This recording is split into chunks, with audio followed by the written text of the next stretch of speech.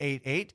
And the Beastie will hook you up with a pair of tickets to see Fuel Friday, November 2nd at Village Door Music Hall. The show time's at 8 o'clock. Doors open at 7. We always like to say get there at 6. Get yourself a great dinner, some great seafood, some great Southern barbecue. One guy who knows a little something about some Southern barbecue, that is good friend of the show, Bernard Hollywood Williams, the fastest man in comedy, former sprinter for the Florida Gators and Team USA in the 2004 Olympics. Always so much fun. Thanks so much for joining us on the show. Bernard, how you doing, man? I'm doing great. I hate barbecue. You hate barbecue. Why? I don't like sweet meat. Okay. Well, you just killed my whole thunder on your intro, man. What's up with that? I'm sorry, man. I have family members who ask me, what kind of black man are you that don't like barbecue? Listen, I have been invited to a cookout in my day, and I know that's where you get the best barbecue, so forgive me for making assumptions.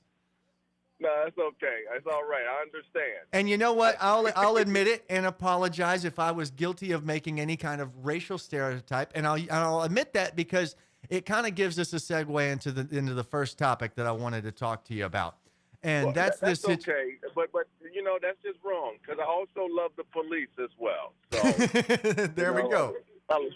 All right, so let me have it. Lay it on me. So I want to ask you about this Colin Kaepernick situation. And what I mean by the situation is he's been invited to a workout this Saturday in Atlanta. An open invitation has been put out for all 32 NFL teams to send some sort of scout or some sort of representative to Atlanta to see Colin Kaepernick work out.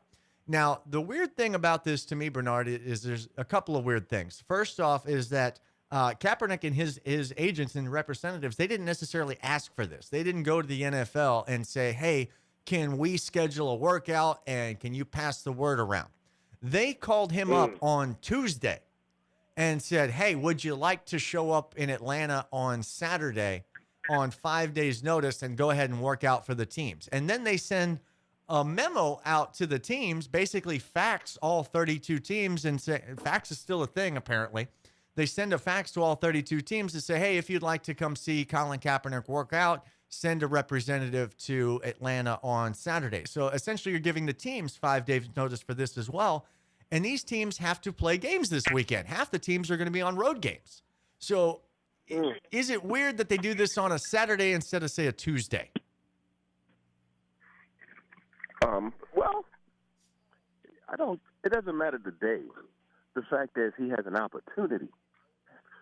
I think that's important. But also, it depends on if he really has a chance or if they're just trying to make it look like they're giving him an opportunity. I just know Terrell Owens, and other people like that who used to try to go out for teams, Tim Tebow, they would try to go out to teams and were denied, but they still had the opportunity to at least try out. So if the opportunity leads to them picking him up, that's great. But if not, it's just another day in the park and another day of the job. How important is competition to your development as an athlete? You are a world-class Olympic sprinter. Let's say, and of course, the only time you run is not the Olympics. It's not the finals of the Olympics. That's not the only time you run. Of course, you work out each and every day for many hours every day in order to get to that point.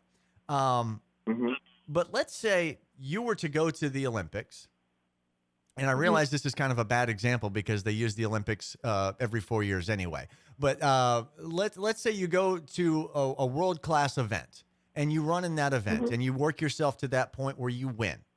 And then you take 3 years away from all competition, but you continue your training regimen. The same training regimen that you would use to ramp yourself up for those competitions. The only difference is you do not, in fact, compete. You step away from your sport for 3 years. Would you be able to come back onto the track 3 years later and walk right on and be able to compete? To be honest with you, you're definitely going to use a little bit of sharpness, I will say. But if he's given the opportunity like they did Mike Vick, he took a lot of time away from, and then when he was able to try out and get picked up by a team, he actually did fairly well. So Exactly. I think Came it's back and had possible. a good half season with the Eagles. Yeah, I mean, so it's possible, with as talented he is. But again, he's not the same skill set as Mike Vick. But again, if he's still training, there's an opportunity for him to work and to get better. So I want to get your reaction to this because I think you'll have a laugh at this as well.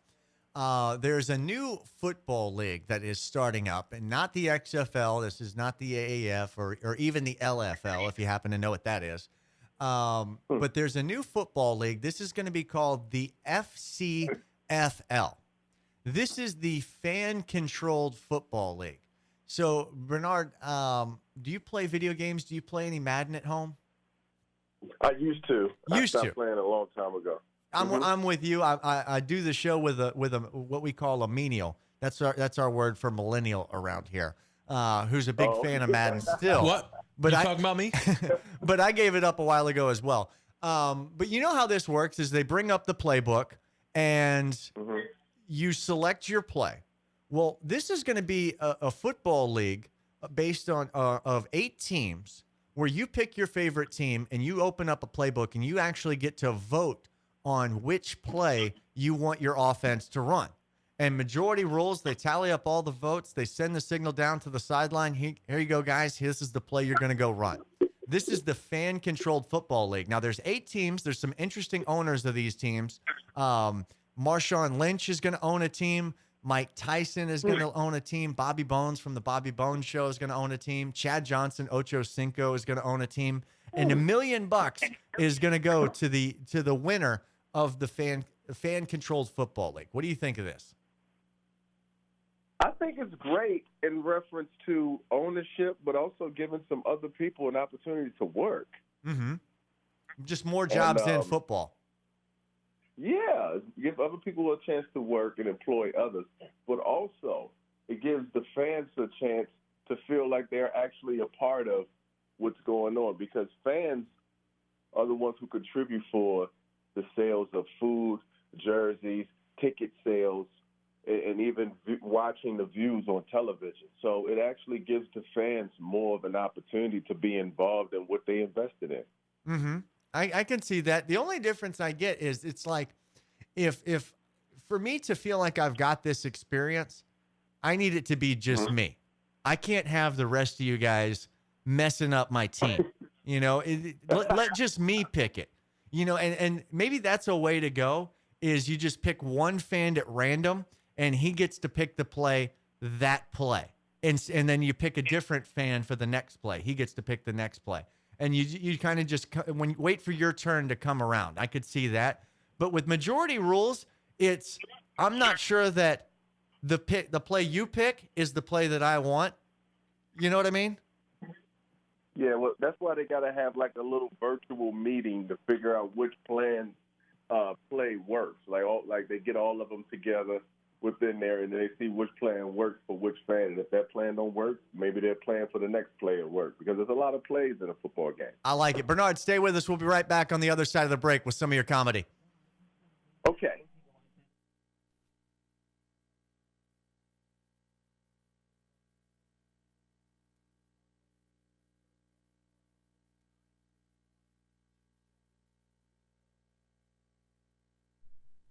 Looking through the room, and I see a lot of benefits. That's right. AARP, Medicare, Medicaid. And I actually know someone who can let you know all the benefits you have. All kinds of insurance, that's right. Prescription pills. I like that. I feel safe with y'all ladies. Keep the prescriptions on deck. What you got, DJ? That is the comedy of Bernard Hollywood Williams from Stay in Your Lane Comedy, former Olympic champion, also now musical artist. You can find Stay in Your Lane music on Apple Music and iTunes as well. And, of course, you can find all the comedy from the Fastest Man in Comedy there on YouTube. Bernard, I got to ask you this, man. You were a world-class athlete, a world-class sprinter, obviously still very involved in that, but what drew you to comedy in the first place? Well, I failed the third grade from playing too much. And the teachers used to call me Little Eddie Murphy. And my mom wasn't pleased with it, and I just couldn't figure out why. I just loved to make people laugh. And then speed it up, like maybe like 15 years later, I'm at the Olympics. I win a gold medal, and I'm celebrating. I'm making people laugh. And, you know, certain people didn't like it, but certain people loved it. Mhm. And I was like, you know what, I may got a thing going. So when I lived in Los Angeles, Hollywood, I started doing comedy because I didn't have enough time when you run track. They just want you to run fast. So that's when I started really getting into comedy, doing it for stand-up in 2000. I got you. So, and we've heard you talk about that before when you guys won the Olympic medal. You guys were cutting up a little bit, and it was not anything that was meant to be bad natured. You weren't taunting anyone. You were celebrating your victory, and you had a fun loving team, and you guys enjoyed making each other laugh, enjoying having fun with each other, and that was simply the way you celebrated. And maybe the higher ups at Team USA saw that as a bad look, but I don't think you ever had any sort of ill intent, or were trying to rub that in anyone's face or send anyone any kind of message. I think you were just overjoyed and in the moment. And as you pointed out, it rubbed some people the wrong way, but there were plenty of people who were laughing their heads off while you guys were doing it, right? And tell us a little bit more about that story. Oh, man. Well, in Australia, a lot of people, they were embracing us. So when we had the flag celebrating, it was a different time. They kept telling us, give us more, give us your shirt, give us your shoes, like give us more. And we just kept giving it to them. And, you know, it was just one of the best moments. It's almost like a kid out playing, and now it's time to come in, but we stayed out a little bit too long. And your parents get a little upset about that. So that's how I kind of equate what happened. They just wasn't used to an athlete or athletes out there celebrating like that for so long. And I don't think they took the situation very much into context because, you know, you're an athlete that's on a stage, and when you have a kid coming up to you like that, I imagine, you know, it's difficult to say no to a kid if he's asking for your shoe, and you got two kids in front of you, give them each a shoe. It's what you do. You know, you're not. It's very hard to deny a kid and to just be that callous because some higher up told you to. Right. Well, not just the kid, but it was 100,000 people in the stands, and they didn't have any rules back then for how long you have to celebrate, and these are the things that you are not supposed to do with the flag and things like that. So we didn't have any rules. It was kind of like being the first people to really celebrate the way we did and people not react. Now they have rules for the way people celebrate now. So you guys, were those rules because of you guys? Well, I don't even know if they're well, you know what? I don't even know if they're actually real rules, because the minute somebody else wins from like America and they start posing like me, I don't think they're going to take their medals. What was it? They didn't take ours. Yeah, what was it that they had the that biggest issue with? They couldn't tell us. They just said the way I was posing, the you know, the gestures I was making. They really couldn't pinpoint it because the way we were posing were basically mimicking WWF wrestlers like The Rock. I was doing an impression of The Rock and Hulk Hogan. I didn't know I was going to get in trouble for it. Would it be comparable to, say, Usain Bolt's lightning bolt pose? Exactly. The same exact pose that I got in trouble for, he has that pose now as his trademark. And essentially what that is, let's be honest, it's the Hulk Hogan pose, right? It's the Hulk Hogan flex and point, right? Yep, exactly. It's the Hulk Hogan pose by sometimes the Mr. Universe for bodybuilding. Sure. It's the same pose. And that got him up in arms. Yep. Man. You know what gets people... Here's another one that gets me. I want to talk about this kid, Chase Young, out of Ohio State. The amazing defensive end from Ohio State. Probably the best defensive player in college football this year. And, of course... he is found ineligible based on what happened during last year's Rose Bowl. he wants his girlfriend to be able to attend the game. And so he accepts a loan from a friend in order to pay for her ticket to get her out to California so that she can attend the Rose Bowl. Now, here's the sticking point for me. Here's the thing that I think works most in his favor. Chase Young has since repaid the loan in full to the friend. And then after the fact, the NCAA finds out about it and they want to come to this kid and make it a violation. The maximum penalty is 4 games that he would be suspended, which would essentially have him suspended through the remainder of the regular season. My thing is he repaid the loan. And for me, if you repay the loan, that's kind of where it's a zero sum. So shouldn't the violation go away? And I don't know how things were in your house growing up, but in my family, my dad had a rule. My dad didn't want his things messed with. He didn't want his things borrowed. But as I got older, things became more permissible. And if I was to take something of my father's, let's say, and use it, he'd get upset. If I took it, used it, but then replaced it before he found out I had borrowed it, no foul. And I think that's what happened here. I think that's what happened here. Right. But if he had a camera phone, if he had like a camera in the house and he saw that you did this, it's like once you see someone has broken the rules, do you not enforce the rules because they did the right thing in the end, or do you allow that to go on and then other people can feel they can do the same thing? If I raided the cookie jar, as long as I refilled the cookie jar, I was safe. I just had to refill it before he went looking for a cookie. And by the cookie jar, I mean the beer fridge. All right. Well, okay. Well, here's the thing, too. I understand that. That's funny. But, again, you have people who would consider that cheating. Like, for example, in the world-class track and field world, certain people, they take steroids. And then in the early in the season, and then they stop taking steroids, and then they run. Yeah. So when they do a competition, they're clean. And so even though they're clean, it still doesn't hide the fact that there was some cheating going on, and now I have a silver medal. Mm-hmm. You know that when you stop taking a drug like that, there's going to be some drop off. But if you've been taking it all year and you get yourself up to a certain point and then you have that drop off, yeah, it's still giving you a benefit. And I know that was a big challenge for you all throughout your career. And it's been well documented that is prevalent in the sprinters world. And even going all the way back to guys like Carl Lewis, a little high-pitched, squeaky guy himself that always just denied. But how many times has he been caught? At least the rest of them are smart enough to admit it and accept it. But you are an athlete that has always, from my knowledge, maintained the stance that you have remained clean even through the Olympics. Is that right? Absolutely. I've remained clean.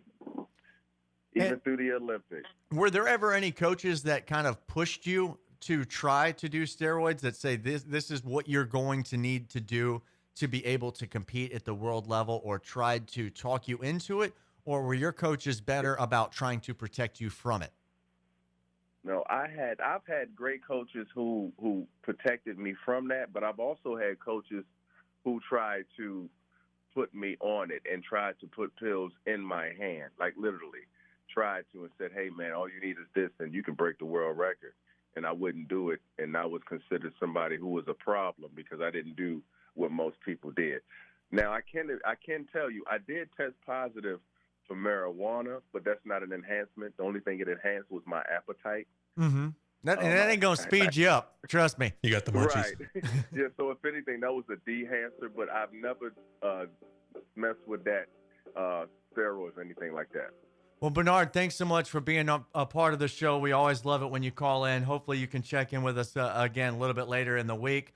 That's going to wrap up our show for today. Colin, thanks for making it in. I have a beast. Always appreciate having you go ahead. Quick beast of the day. The Evansville Purple Aces. Oh, no. Oh, yeah. Queen of Crestview is going to come looking for you. Cindy, I'll show you where he lives. We'll be back tomorrow. Bernard, thanks so much. Thanks for having me.